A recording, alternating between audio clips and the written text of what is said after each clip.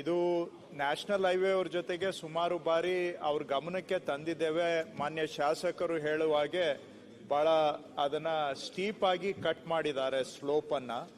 So angle 45 degree angle ಕೊಟ್ಟಿಲ್ಲ ಅನ್ನುವಂಥದ್ದು ವಿಷಯ ನ್ಯಾಷನಲ್ ಹೈವೇ ಅವರಿಗೆ ಸುಮಾರು ಬಾರಿ ಅವ್ರ ಗಮನಕ್ಕೆ ತಂದಿದ್ದೇವೆ.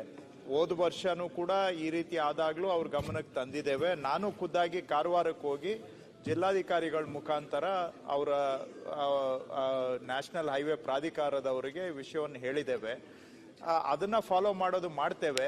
ಇವತ್ತಿನ ಘಟನೆ ಏನು ಪ್ರಸ್ತಾಪ ಮಾಡಿದ್ದಾರೆ ಮಾನ್ಯ ಶಾಸಕರು, ಅದನ್ನ ನಾನು 1 ಗಂಟೆ ಒಳಗಡೆ ಎಲ್ಲ ವರದಿಯನ್ನ ತರಿಸ್ತಾ ಇದ್ದೇನೆ. ಆಲ್ರೆಡಿ ಸೂಚನೆ ಕೊಟ್ಟಿದ್ದೇನೆ.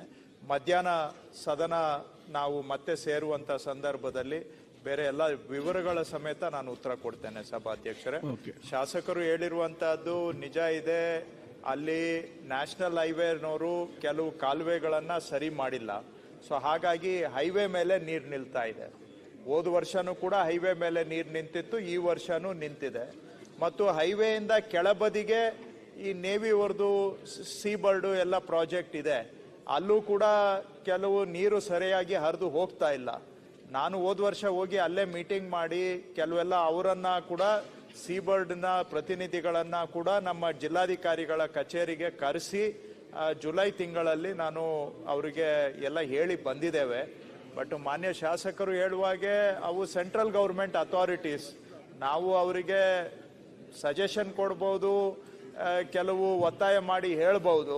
ಬಟ್ ನ್ಯಾಷನಲ್ ಹೈವೇಸ್ಗೆ ಮತ್ತೆ ಸೀಬರ್ಡು ಇವೆರಡೂ ಸೆಂಟ್ರಲ್ ಗೌರ್ಮೆಂಟ್ ಆರ್ಗನೈಸೇಷನ್ಸ್. ಆದರೂ ಕೂಡ ನಾವು ನಿಸ್ಸಹಾಯಕರು ಅಂತ ನಾವು ಹೇಳ್ತಾ ಇಲ್ಲ. ಬಟ್ ಅವರು ಕೋಆಪರೇಟ್ ಮಾಡಬೇಕಾಗತ್ತೆ. ಏನೇ ಇರಲಿ, ಅದು ಎರಡನೇ ಸಂಗತಿ. ಮುಖ್ಯವಾಗಿ ಇವತ್ತು ನಡೆದಿರೋ ಘಟನೆ ಬಗ್ಗೆನೂ ಕೂಡ ನಾನು ವಿವರ ತೆಗೆದುಕೊಂಡು ಉತ್ತರವನ್ನು ಕೊಡ್ತೇನೆ. ಈಗಾಗಲೇ ನಾವು ಕಾರವಾರದಲ್ಲಿ ಒಂದು ಡಿಸಾಸ್ಟರ್ ರೆಸ್ಪಾನ್ಸ್ ಫೋರ್ಸ್ ತುಕಡಿಯನ್ನ ಆಲ್ರೆಡಿ ಅಲ್ಲಿ ಸ್ಟೇಷನ್ ಮಾಡಿದ್ದೇವೆ. ಯಾಕಂದ್ರೆ ಈ ತರ ಸಂಭವ ಇದೆ ಅನ್ನುವ ಕಾರಣದಿಂದ ಅಡ್ವಾನ್ಸ್ ಆಗಿ ಡಿಸಾಸ್ಟರ್ ರೆಸ್ಪಾನ್ಸ್ ಫೋರ್ಸ್ದು ಬೆಟಾಲಿಯನ್ ಅನ್ನ ಅಲ್ಲಿ ಸ್ಟೇಷನ್ ಮಾಡಿದ್ದೇವೆ ಆಲ್ರೆಡಿ. ಅದನ್ನ ಹೋದ ತಿಂಗಳೇನೆ ಅಲ್ಲಿಗೆ ನಾವು ಡಿಸ್ಪ್ಯಾಚ್ ಮಾಡಿದ್ದೇವೆ. ಅವ್ರೀಗ ಅಲ್ಲೇ ಮುಕ್ಕಾಮಿದ್ದಾರೆ. ಸೊ ಅವ್ರ ಕಡೆಯಿಂದಾನು ನಾವು ಇಮಿಡಿಯೇಟ್ ಆಗಿ ಡಿಸಾಸ್ಟರ್